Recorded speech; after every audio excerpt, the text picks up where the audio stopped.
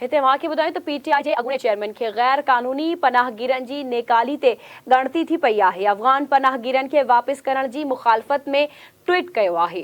हुन जो इहो चवणु आहे त 25 करोड़ आवाम ते 15 लख मुहाजिरनि जो एॾो वॾो भार नाहे। अॻूणे पीटीआई चेयरमैन जो चवणु आहे त अफ़गान पनाहगीरनि सां थींदड़ सलूक गैर इस्लामी आहे।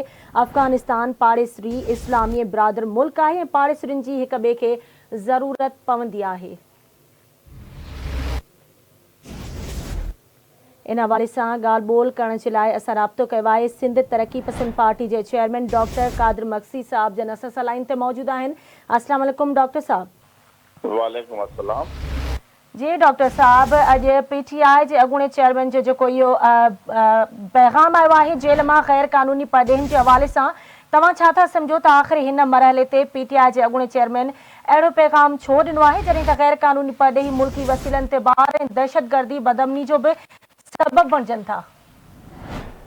ॾिसो, इमरान खान जी सियासत जेको आहे उन सिंध दुश्मन मामलनि जो हिसो आहे, जंहिंजे करे इमरान खान जे तरफ़ां अहिड़ो बयान को नई ॻाल्हि कोन्हे, को अचरज जी ॻाल्हि कोन्हे। ही त सिर्फ़ पाकिस्तान जी वफ़ाक़ी सरकार जेके गैर कानूनी तरीक़े सां बग़ैर डॉक्यूमेंट ते आया आहिनि हिते अफ़गान 17 लखनि जो उन्हनि जो नालो खणनि पिया, पर अञा ताईं 3 महीननि में सिर्फ़ 3 लख वापसि वञी चुकिया आहिनि। 14 लख माण्हू जेको सो कराची में अची शहरनि में गुम थी विया आहिनि, कराची हैदराबाद में। बाक़ी जेके अफ़गान पनाहगीर जेके जनरल ज़िया जे ज़माने में आया हुआ, 16 लख पनाहगीर, जंहिंमें 9 लख पनाहगीर हिननि अफ़गान पनाहगीर कराची जे सोराकोट वारी बस्ती में आबाद कया, जेके हाणे ॼमी ॼापी ऐं सम्झां थो 40 खां 45 लख उन्हनि जो तइदादु हूंदो, उन्हनि जी त अञा ॻाल्हि ई न पई कई वञे। त इन जे करे इमरान खान खे अलाए छो ही जेको आहे निंदड़नि जो वतन आहे ऐं बैन अवी यतीम खानो सम्झनि था, त जेके माण्हू अचनि, इमरान खान त तव्हांखे ख़बर आहे त हू तालिबान जा जेके बि भाॼो करण ऐं नाले चढ़िया दहशतगर्द हुआ, सभिनी खे अफ़गानिस्तान मां ऐं कबाली इलाइक़नि मां घुराए ऐं पाकिस्तान में सेटल कयो।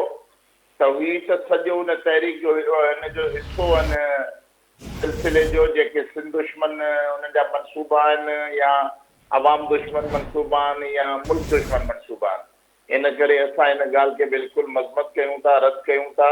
असीं चऊं था त न रुॻो इहे 17 लख जेके गैर कानूनी इलीगल इमिग्रेंट जेका वफ़ाक़ी हुकूमत ऐं पाकिस्तान जी फ़ौज उनजी निशानदेही करे पई, पर उन सां गॾोगॾु जेके हाणे अक़वाम मुतहदा जी छटी हेठि जेके 1979 में हिते आया न, 80 में अची आबाद थिया आहिनि कराची में, उन्हनि अफ़गाननि खे पंहिंजे वापसि वतन मोकिलियो, छो जो हाणे अफ़गानिस्तान में अफ़गानी जी हुकूमत आहे, न अमेरिका जी मुदाख़लत आहे न रूस जी मुदाख़लत आहे।